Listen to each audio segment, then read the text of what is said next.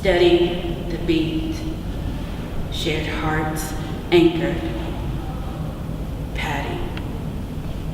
Bum bum, bum bum. An internal rhythm, bum bum. Heartfelt silence, bum bum.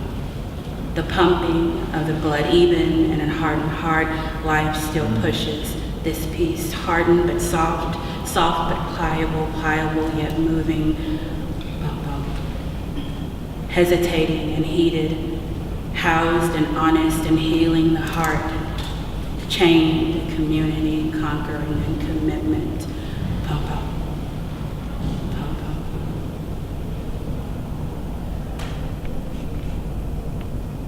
The mind with creativity beats heavily.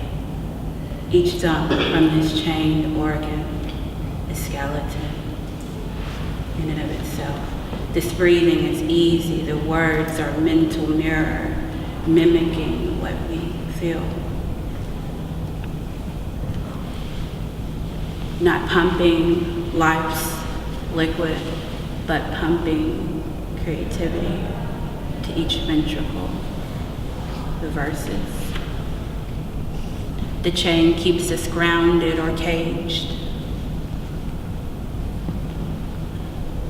bathing in our emotions and watching its behavior.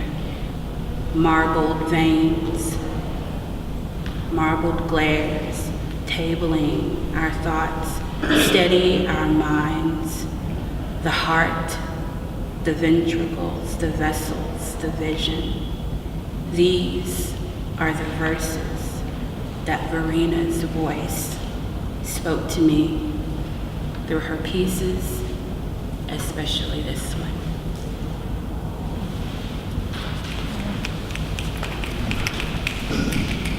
A month ago, I was here for a couple of hours, probably about 6 hours, I think, and I was looking at each piece, taking in each piece, trying to determine which piece was speaking the loudest.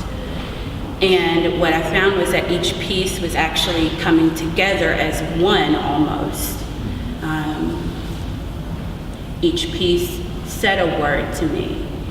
And then when I needed to identify one specific piece without even thinking twice, this came up. And I'm unsure if it was just the fact that it was immediately at heart to me.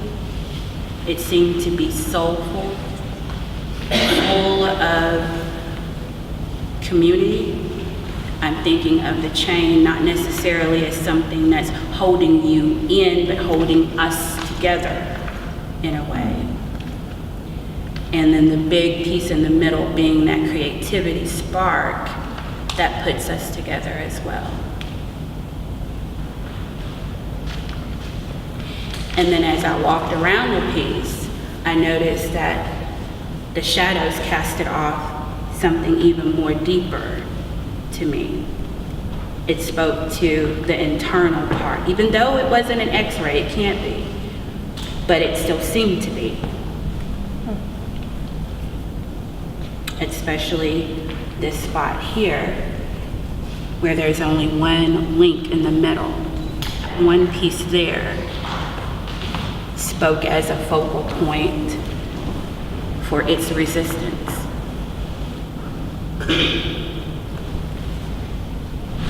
I'm curious to each of you if you have words, one word that describes this immediately to you. No need to raise your hand, just say it. I'll go first. Opaque was the first word that I thought of. Suspended. Bound. Yes. Precarious. Yes. Frigid. Yes. Ancient. Yes.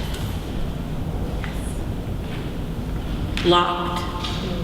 Supported. Yes. Still. Healing. Yes. And then to me, even though that it's art, completion, but the table stood for something. Maybe a sturdy standing in time. Maybe it's part of the legacy I wondered what type of conversation would this be if this was in someone's home. I wonder what type of conversation would be had here. I could imagine as a cocktail table in Clockwork Orange. I'd probably go with the fact that there's nature and man-made put together.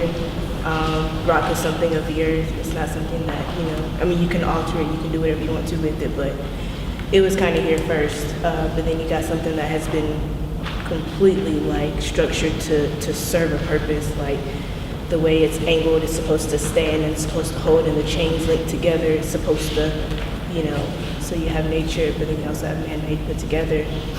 You have unity in a sense. And I think that there was no coincidence that she purposely had to pick that green glass to represent a natural part. I wish that I was taller so I could see it. I find this extreme excess of chain hanging there very interesting. Yes. And it's even got a little connecting piece there, as if Absolutely. something's missing. Like this I thought the used to same be thing. connected to something.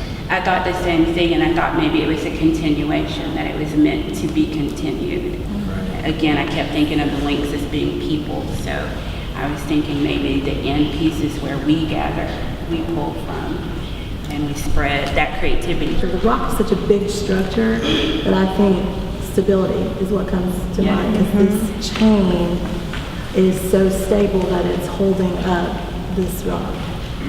This piece. I think insecurity, on the flip side of it, it reminds me of something new. For some reason, the newness of the chain, the polishedness of it, just kind of says to me it's holding the heart back, almost. Like the translucent shadow reminds me of water, of serenity. And the chain is kind of holding on. And just the fact that it's so much chain, just it's like there's a long past behind that insecurity. Wow. Let's hold that back. When I was a young artist, I lived in Williamsburg, outside of New York City, in the meatpacking district. And this reminds me of all the dead pigs and cows coming into the meat packing, and the chains hanging them, and the flesh, looks so much like this rock, and the veins underneath were purple and dark and black.